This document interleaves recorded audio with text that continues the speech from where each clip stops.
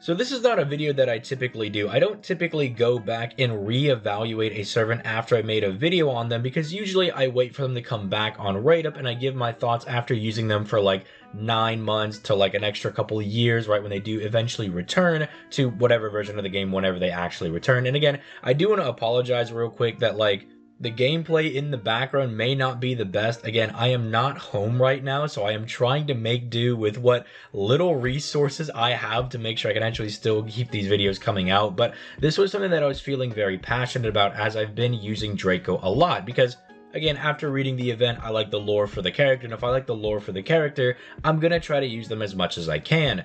And having used this character a lot and extensively, actually looking at them from like a gameplay perspective, I can say that I actually might have been a bit wrong about Draco and how good I think she was going to be in my initial review for her. Because in that initial review, I compared Draco to say someone like Morgan or Koyanskaya or Melusine, some of these servants that I was like, no, I'm very confident in saying that these are like servants that people probably should have in their box because they are really broken. And, you know, pat myself on the back, I was right about those servants, go figure. But Draco was a very tricky one, because upon reading all of her details, this servant appeared to be very strong. I mean, even her damage without her own special damage mod on her NP looked like it would still be somewhat acceptable, right? Because most of the time you shouldn't be lacking the damage mod, because you should only be bringing her to fight other servants, because that's what she's super effective against anyway. But I'm going to go over in this video some things that I kind of had happen to me, that I've been using Draco over the past couple of weeks now, that have kind of changed my perspective a little bit on this servant and actually have me a bit worried about using her outside of the event. Because right now, keep in mind, she has special damage mod, and you can make her look really good by equipping the special damage mod CE, and it makes her look way better than she might actually be. This is a problem a lot of servants can also have on their initial release on NA or JP, when they have like this 100% special damage mod. If they're a looper servant, that's going to help them out with damage even at NP1, meaning that they're getting a lot of extra overkill and it looks like they're looping a lot better than they're actually doing. Or if they're like a DPS servant or a buster farmer, they're doing more damage than they're actually doing. Like maybe it actually looks like this servant can push past type disadvantage even, and it makes them look really crazy. Let me start out with some of the positives, right? Draco as a beast class servant, our first beast class servant, has a lot of different applications in the game. In fact, I kind of think of her in a similar vein as I think about Arcoid, right? Where Arcoid is one of those servants that is really good if you have a new account, because she's very easy to use and you can kind of just splash her into a lot of teams and she'll be very generous or forgiving. There's not a lot of rough times you're going to be having with Arcoid in gameplay because her kit is very easy to use. But then you're probably going to start finding better servants as your account starts to age a little bit that do her job just a bit better, right? But then if you fully invest into Arcoid, like if you start going for like NP3, 4, 5 and you really heavily invest, then she kind of like loops back around to being like one of the best servants in the game.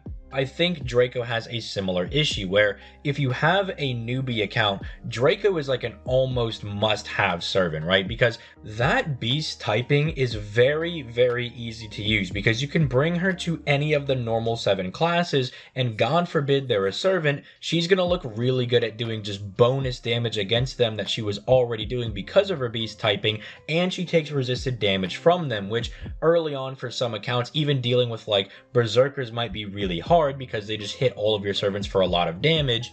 And so Draco can really help you out in dealing with a lot of those characters. But as I kind of thought about it, and I started going over some of the bosses that are in some of these various lost belts, and I was thinking, well, let's say you're going up against someone like Surtur. Yeah, Draco could do really good against that because Surtur still counts as a Saber class servant, and she will do good in there. But there's probably a lot of archer class servants you'd rather use. Like even in my head as I'm thinking about it, I would probably rather bring someone like Chloe to that fight, because they're just going to very consistently loop their NP a lot because they're not being quote unquote held back by their buster, you know, deck. They have a triple buster deck. And that can make it a little bit difficult for Draco to re-loop her NP, right? Whereas someone like Chloe wouldn't have that issue, right? And even though Draco with her special damage mod might be doing more damage than Chloe by a pretty significant amount, it might just be easier to use Chloe and she might handle that fight a lot more cleanly than someone like Draco might.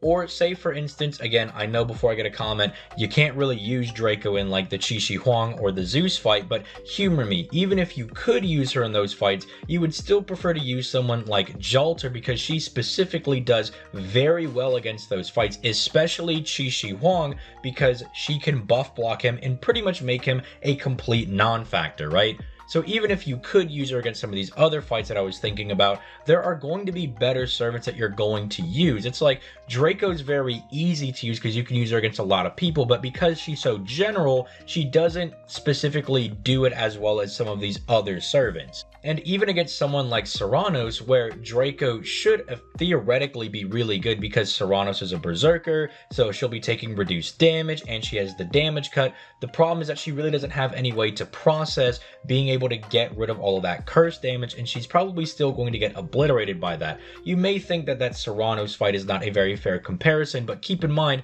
that is like the hardest fight in the game, but you would expect a newer servant to still be able to kind of handle it relatively well, or at least be somewhat decent into that matchup. Castoria, you can argue, maybe does cover a little bit of those weaknesses because she can try to cleanse a lot of those buffs, but again, you want your main DPS servant to already kind of fill in those cracks by themselves. I've always said this, that you want your DPS or your farming servants to already be good on their own. Your supports should not be trying to make them usable, they should be making them even better. They should be elevating them to like a better position, not trying to save them from being like kind of a mid servant. And again, not to say that Draco is mid, but you don't really want to be like, oh well, Castoria will fix it, because again, the new servant should be good on their own. Some of the other issues that I've noticed as I was thinking about, the William Tell fight. That is an archer fight that she could be really good against in, say, Lost Belt 4. But unfortunately, she doesn't have any way to really get around annoying things like high defense or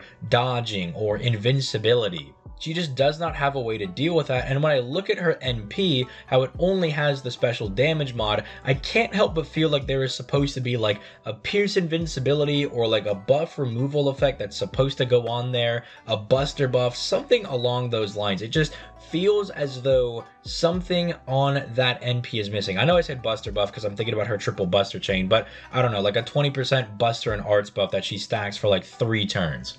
Something along those lines just feels as if she was shipped out a little incomplete on that NP. Like there was one effect that they wanted to save to maybe release like later on this year, in the same vein as like Galatea or when MHX Ultra released, you know, their kits didn't feel as strong because they were saving a buff that was going to be released like right around the corner.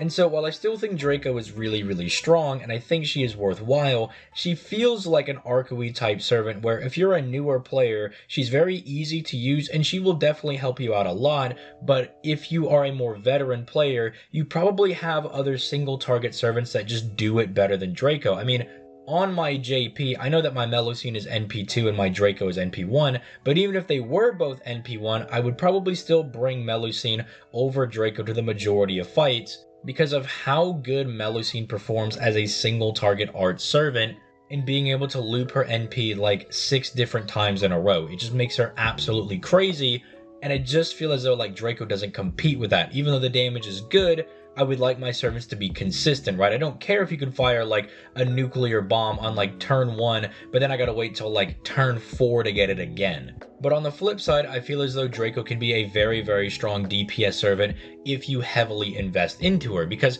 again, thinking about stuff like Ordeal Call, and not to spoil too much of the lore of what's kind of going on there in the story beats, but those main guys that we're fighting are more than likely going to be main class servants that we're going to be fighting, just due to the nature of where the story is going. I don't really want to spoil too much for my NA players, but if that's true, then Draco might be good in those fights. But again, what if they have like some invincibility, defense, or dodge like gimmick that they have going on for them? Then Draco's going to really struggle in some of those fights. So even then, if you do heavily invest into her and she is good into some of those fights, just annoying things that stop Draco from just directly smacking the opponent really hinder her, as opposed to other servants that have stuff like pierce invincibility, buff removal, or just the ability to fire their NP 6 different times, so they don't care if they're stopped for 2 turns, they're just going to keep firing their NP until the enemy is just absolutely eviscerated. But The other part of Draco that I did want to address that I was very fearful of, and that fear is coming true, is that if you are not using Draco against 7 class servants, right? If you're just getting her normal beast like effect damage, but not the damage mod,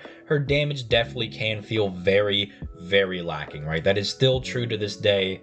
And that can be remedied if you want to go for higher NP copies, but unfortunately the truth is not everybody's going to be able to do that, right? If you can wail out and get like an NP3 Draco, then you're not really going to care about that. You can use her even in farming setups, right? As I've kind of shown in some of the gameplay, you can use her as like a farming servant because she does accrue NP over time.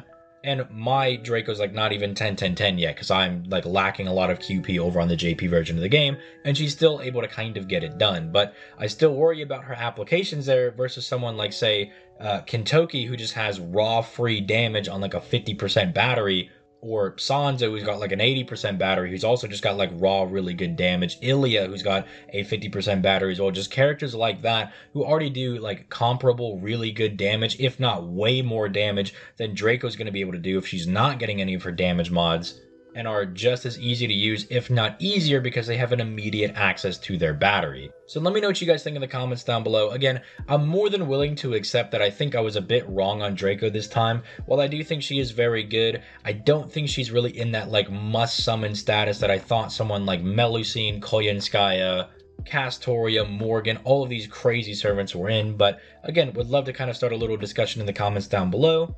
Make sure you leave a like on the video and you subscribe for future FGO content. If there's anything else you guys would like me to discuss, leave that in the comments down below, and I will catch you guys in the next video. Peace, late guys.